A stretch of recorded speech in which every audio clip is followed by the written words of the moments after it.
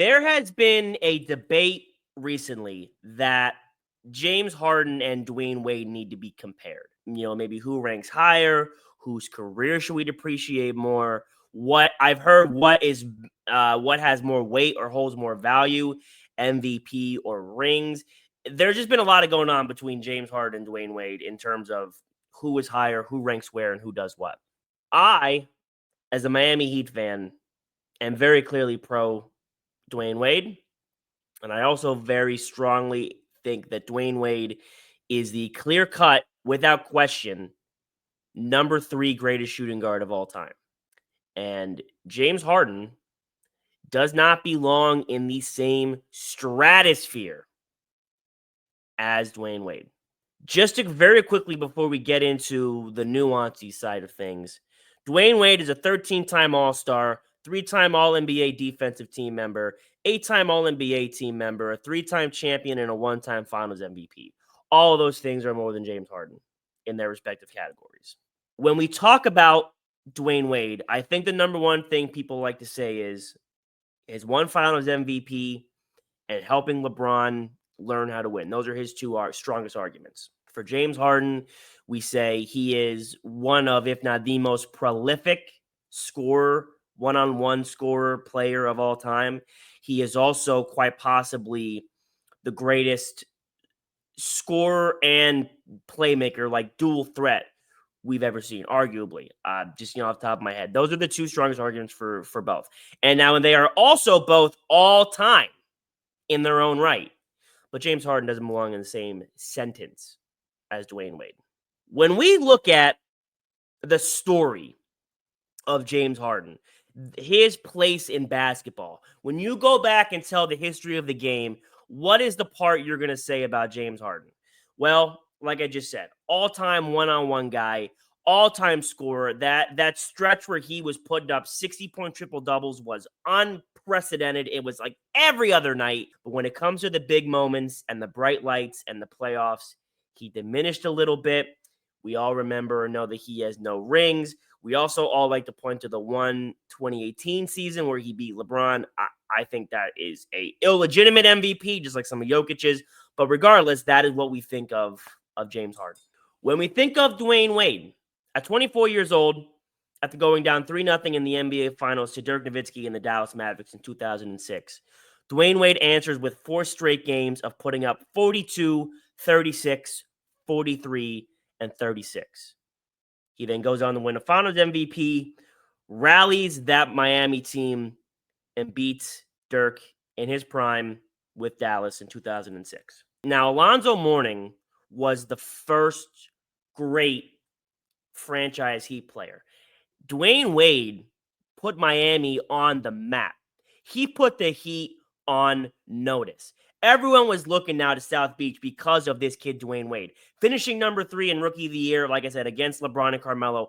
Crazy race to go up against, but he was right there. His rookie season in Miami was absolutely insane.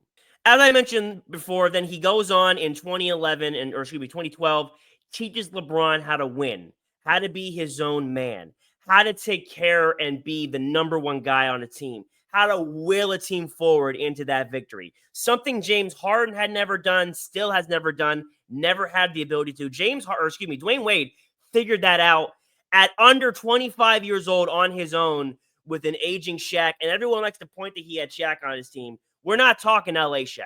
This is Miami Shaq.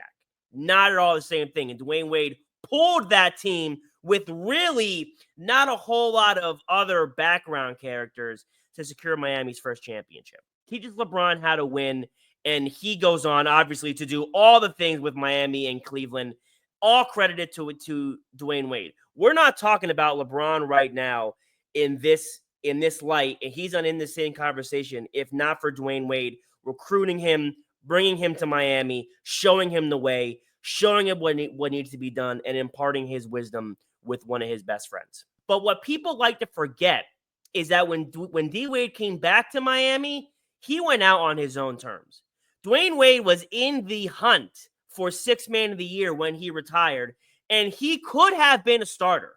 I actually was a proponent of Dwyane Wade being in the starting rotation, but Eric Spoelstra was kind of using him like a Ginobili Spurs super sub of sorts, which I also really like that style of coaching. But he could have started. He was having a great, I shouldn't say great, he was having a better than before a year for his age and what we had recently seen. And there was actually talks of, like, before he announced The Last Dance, it was like, well, does he have to? Like, look at him. He might call it off. He's still got it. He can still provide. But he said, I want to go before my body goes. I don't want to be remembered as, like, run down or old or tired. He went out on his own terms. I think there's a lot to say about a player having the mentality and having the skill to go out while his body's still allowing him to and not being a shell of what he once was. We also like to talk with James Harden about how he is kind of 99.9% offense and 0.01% defense. Dwyane Wade, you're not getting that, as I mentioned earlier with the 3-time All-NBA defense. Dwyane Wade has the most blocked shots by any guard in NBA history. Now, is he the greatest defending guard of all time? No. Greatest shot blocking guard of all time? You bet. Also, just for shits and giggles, in my opinion, Dwyane Wade might have the greatest pump fake, arguable. Michael Jordan might have a conversation for that. Dwyane Wade's definitely top 3 for pump fakes all time. Also, Dwyane Wade's Euro step was a money can't miss move that you couldn't stop. James Harden with his, 2-step step back, breaking the rules, kind of. I mean, what are you going to do when you're manipulating the rules? It's all about the foul. Like, James Harden doesn't have a signature move or style that doesn't involve cheating the game of basketball.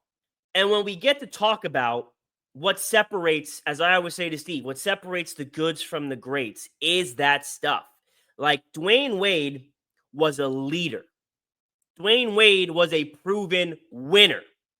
Dwyane Wade stepped up when it mattered, played both ends of the court, rallied his team, was never a locker room issue. He always put the team forward. He recognized the bigger picture of it's not me, it's us. And that is something not every player has. And Dwyane Wade, top 23 player all time, minimum 25. I got him at 21 or 20, but I wouldn't have him. I think he can be arguably top. I think he could be maybe at the most 19 or 18. I would say at the bottom, 25, 4, 3, something like that. But, I mean, James Harden, like I said, not sniffing Dwyane Wade in terms of all-time conversation. This was a silly argument for anyone to have. This was a silly conversation for people to have, and it needs to die right now. James Harden will never be better, as good, or as close to the same level as Dwyane Wade. Listen to the sound. I listen to the sound.